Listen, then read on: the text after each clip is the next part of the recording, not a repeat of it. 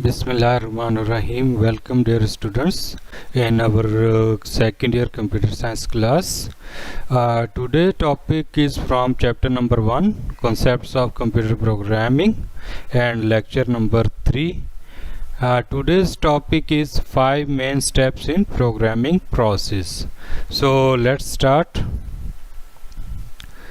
Dear students, there are 5 main steps in programming process, namely step number 1, defining the problem, step 2, planning the solution, step 3, coding the program, step 4, testing the program, and step 5 is documenting the program.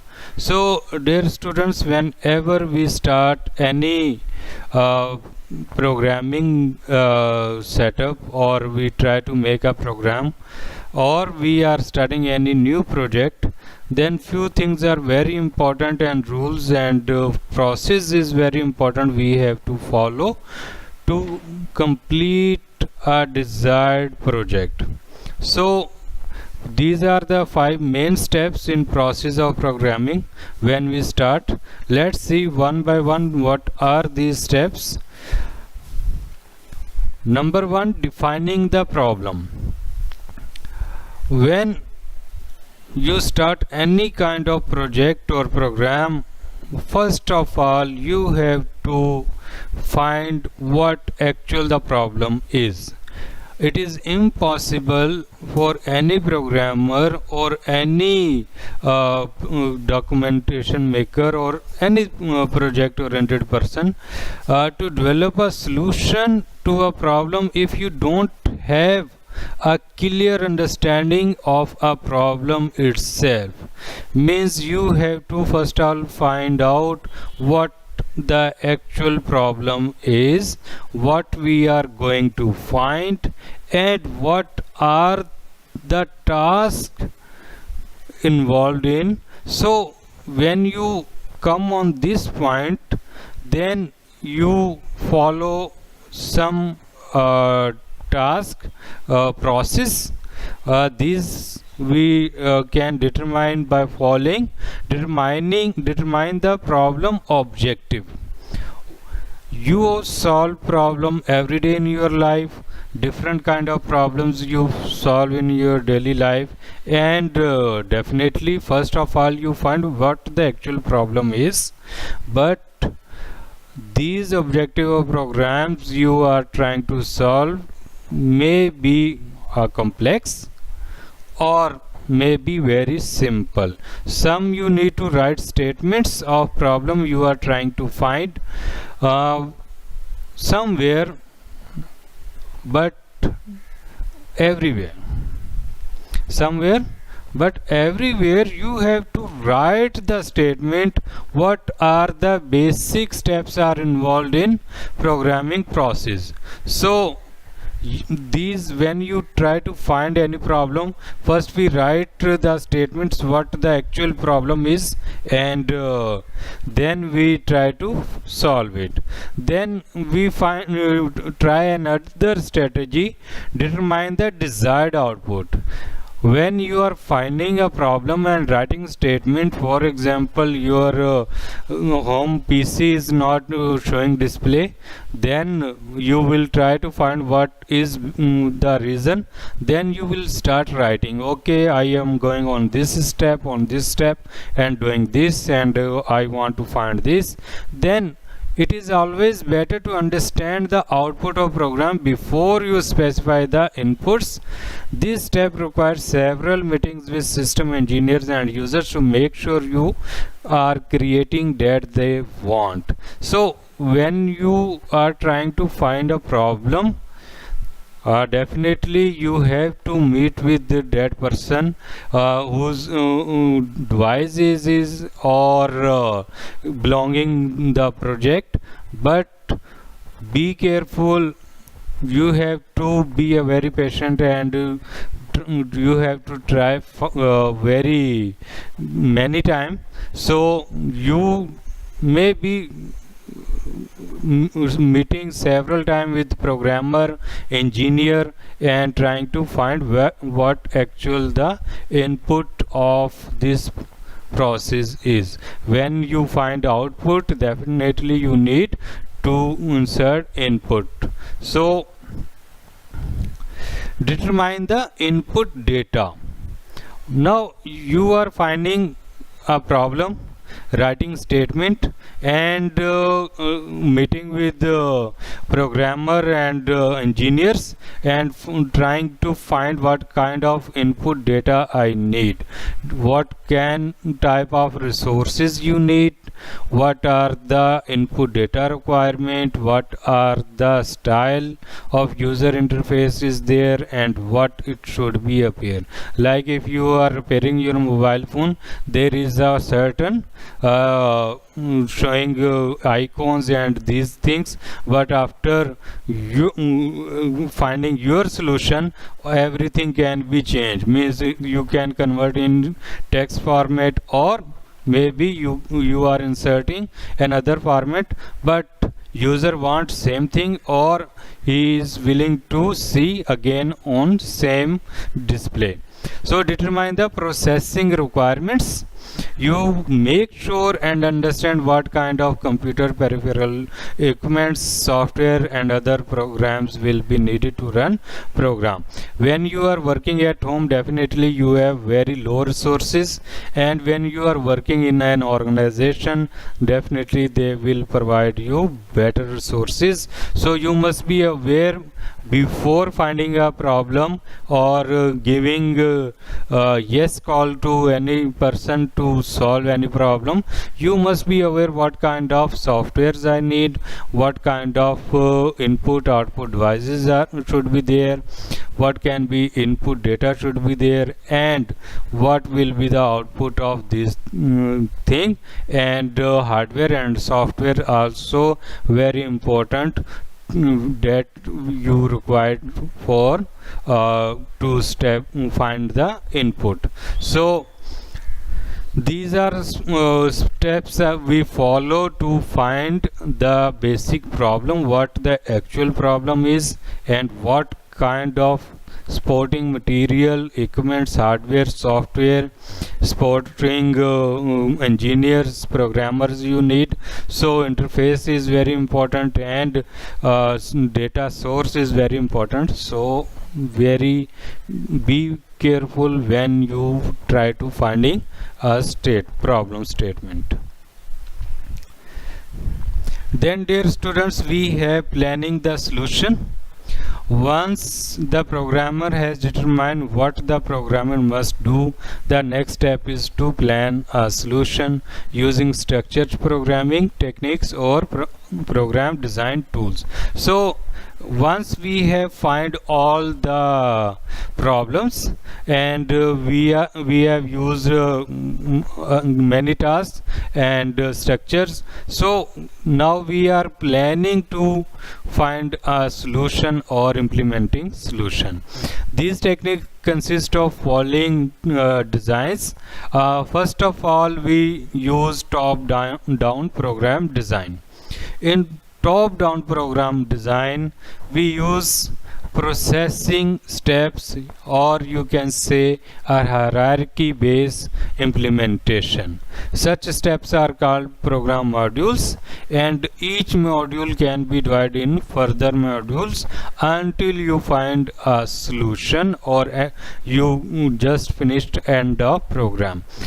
This approach is very important and useful. Another example, if I am giving you simple example of hierarchy of your organization management, like president, director, program manager, then faculty, then students, then we have other supporting staff, engineers, and so many other staff is involved. So this is a basically hierarchy, and we are trying to implement step by step.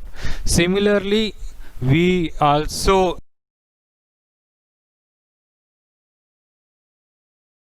algorithm is another technique we use to find a solution. For example, we are finding a solution, and definitely we will perform each process step by step.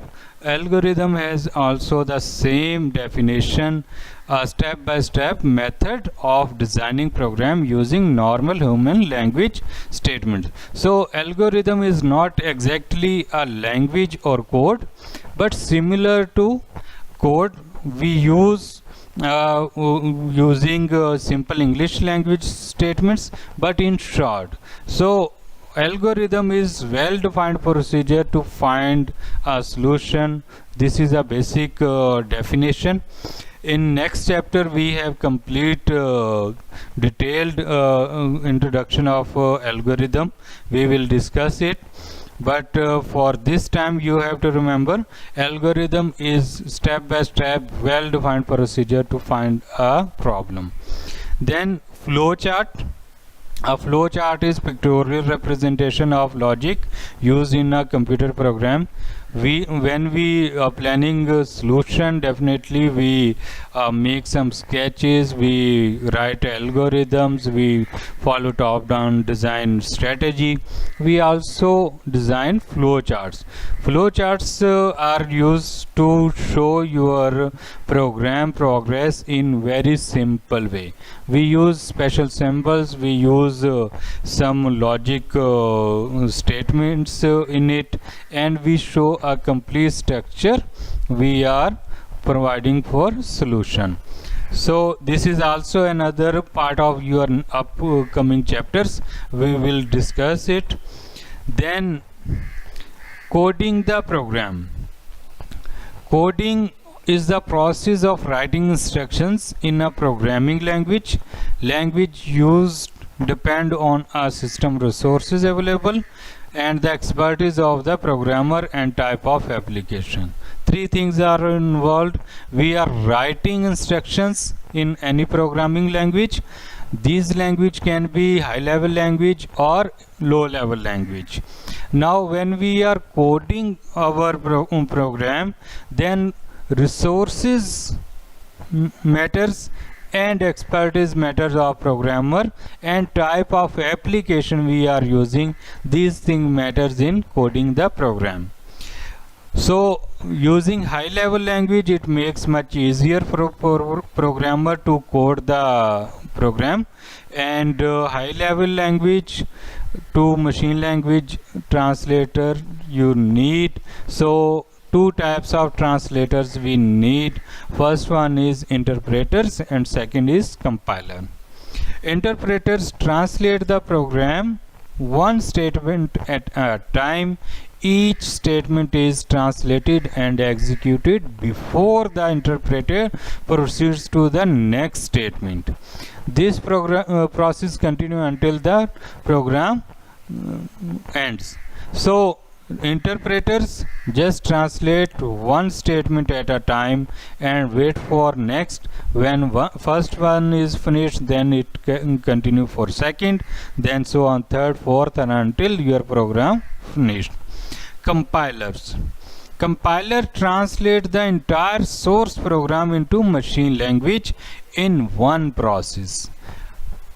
Creating an object program, compilers compiles or the whole source program in once and executes. This is definitely fast process, and there can be possibility of error occurs. We will discuss.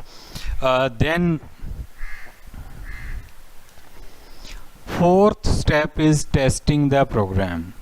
Testing program to see what is supposed to do is usually hardest, longest, and most frustrating stage in the programming process, development process. So when you are finding problem, you are writing statements and using different techniques, then you are going for solution. You are also adopting different techniques, then you are coding your program, you are using different kind of languages and different applications, then testing the program. When you come on this stage. You need very patient in your own. When you try to test your program, you will find errors and bugs again and again, then you will remove, then you will test, you find another one. So it's very longest and hardest process. Programming errors are known as bugs. The process of detecting and correcting these errors is called debugging. So when you find bug, you process for debugging. Generally there are three types of errors mostly you find in your programs, but there are so many errors are there. In our syllabus there are three main types of errors. First one is syntax errors. Syntax errors are basically violation of rules. These rules can be or violation can be typing mistake, human typing mistake. So if you are writing some coding your program and you are willing to write apple in small words and you have insert with capital words, so if you are coding in C language and C language is case sensitive and capital A has its own meanings and small a has its own meanings, so it can be a typing mistake. You are going to write with capital A but you have written in small a, it's a typing mistake which is called syntax error. Another, we have logic errors. An error is in planning the program's logic. Different type of logics we are using. For example, we are going to generate table of 2. 2 into 1 equals to 2. 2 into 2 equals to 4. But 2 into 3 equals to 6, but you have written 2 plus 3 equals to 6. So this is just a logic error. You are inserting plus sign instead of minus, and multiplication and division and other signs you are using. So logic can be true or false by human mistake. Runtime errors. It occurs when program is run on the computer and results are not achieved due to some misinterpretation and particular instruction. These are called runtime errors in C language. When you execute your program, then program finds an error. This is called runtime error. Then it shows the errors and you again go through your coding and find the errors and debug the process. So this is very complex, hardest, longest and frustrating stage in the program development process. You have to be very patient, and when you find any kind of errors, definitely you feel proud yourself that it is difficult to find any error. Last one, we have documenting the program. Documentation is a written detailed description of the programming cycle and specific facts about the programs, such as algorithm and flowcharts, data records, descriptions, program listing, testing results, modifications, comments on each steps and other records information. When you start any kind of project, you start making a program, then first of all you start your documentation from first stage. When you are willing to find any type of error, you start writing what is basically the problem is, what procedure I have to find out, and what are the inputs and outputs data. And on every stage you are creating documentation. Why you are creating documentation? When you are creating documentation, you are making a complete information about you.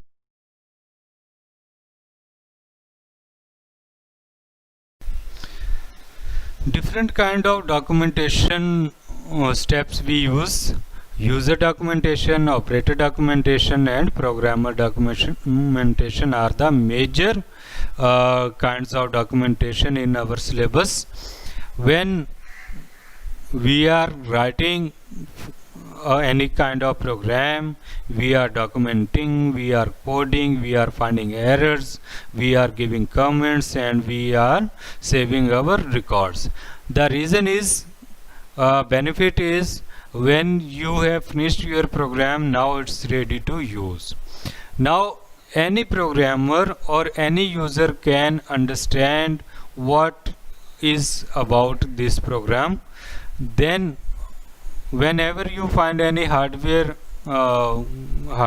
device, there is a booklet with that hardware device, and has complete instruction how to use, how to find recovery system, how to use different type of operations, and every information is there. And when you are modifying your program, then definitely another programmer or other engineer can easily understand what were the steps that were followed in this program or project. Now how we can modify it, how we can add more operations in options in this project, and how we can find more better bugs, and we can process for debugging, and how we can update for next generation.